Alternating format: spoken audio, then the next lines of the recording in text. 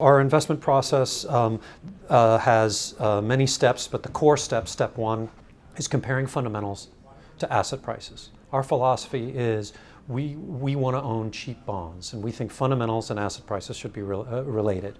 So the core step, step one, is comparing normalized fundamentals to the premium they pay. If country A pays a higher spread relative to all the other countries with the same fundamental, it starts life with a higher allocation. That's the core of our process. We want cheap bonds.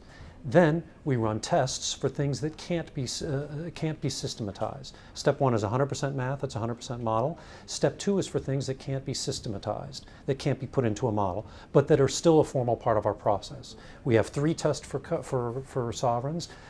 Policy politics, there's an election coming up. Technicals, something's about to be kicked out of an index or put into an index. And economic risks. A particular economy might be very concentrated, very dependent on copper, for example. So we run those 3 tests, and if you started life as paying too high relative to your fundamentals and you pass all those tests, you make it into the portfolio. But what is also important that the tests that we run are quantitatively informed. They're not just opinion. They definitely have a degree of how we look at them, how we value them. They're not necessarily part of the formal model that generates those valuations, but it's very important to understand that they rely on quantitative things.